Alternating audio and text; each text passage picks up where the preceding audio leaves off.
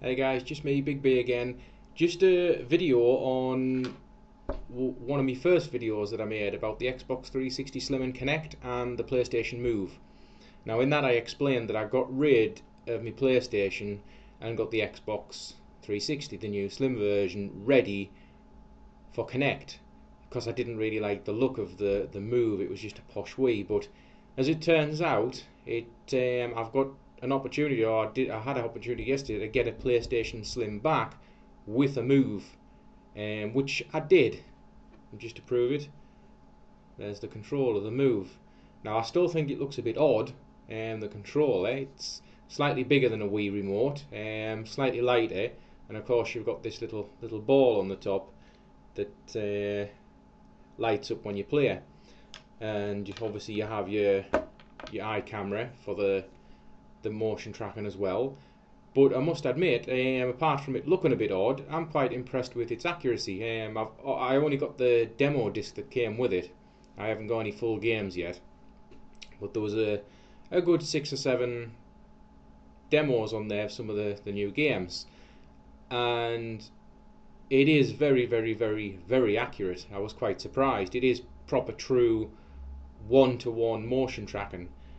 There was a game in there where you stack blocks on top of each other, but there's a graphical representation of this remote actually on the screen, and once you calibrate this, you move this and it moves in all exactly as you move it. It's, like I say, it is a proper 3D representation of that, and you can even move it in 3D, like round like that, and turn it to any direction and it follows you on screen, and it is very accurate, and it has to be for the game in question because you've got to stack blocks one on top of the other.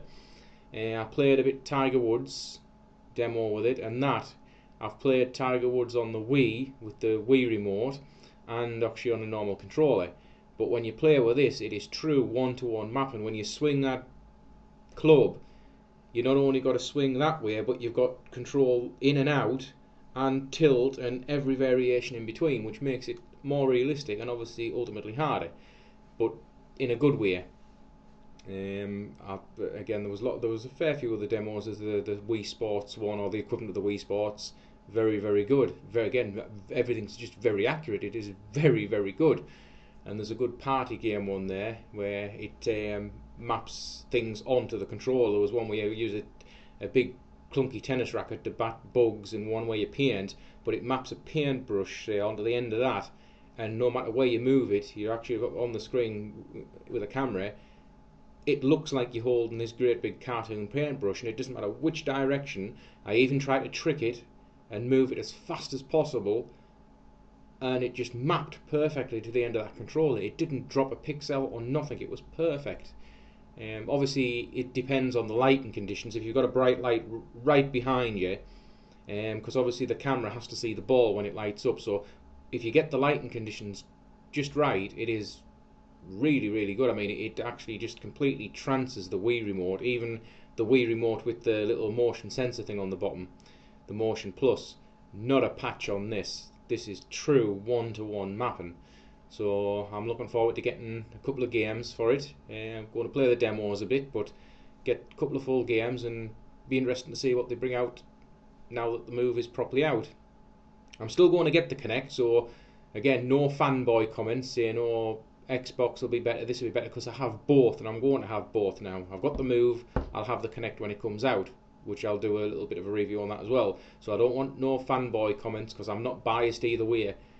I did state in the other videos that, you know, I had getting rid of my PlayStation, like I said, and I still think, you know, it looks a bit odd, and when that ball lights up multicoloured and it glows, it's like weird, luminous glow, especially when it, you know, you're playing and it's getting dark a bit. But it's kind of funky in a way. It's comfortable in the hand.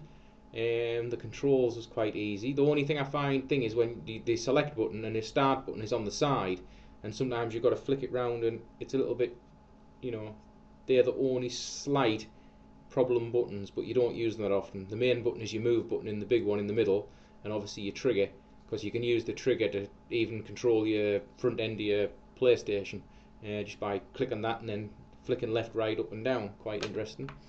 But yeah, any comments about your experience with it, whether you've good or bad, or how accurate it's been, plop them on.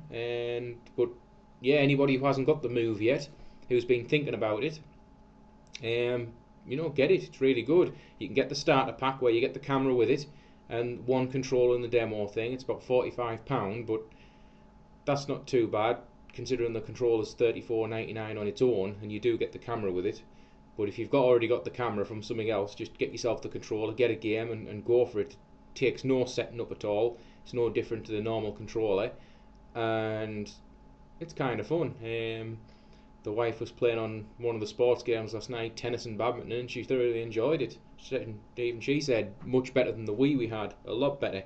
So hope you enjoyed the video, guys. Like I said, just a quick video just to let you know, and hopefully, let's hope the Kinect is as good, or if not better. But I think my brother asked us, is it better than Kinect, or will it be better than Kinect? But as I said to him, they're two different beasts. It's two different technologies, so you can't really compare them. Yes, they're motion controllers, but they work in totally different ways, so it's really not fair to compare them. They're both their own individual thing. PlayStation will do games for PlayStation that take into account this that you won't be able to really do on Kinect, and Kinect will be able to do games that you won't be able to do on a handheld motion controller. So I say two different beasts. But I'm going to leave it there because I've clicked over the 5-minute mark, guys. Like I say, any comments, just leave them down there. I'll get back to you as soon as I can. Thanks, guys.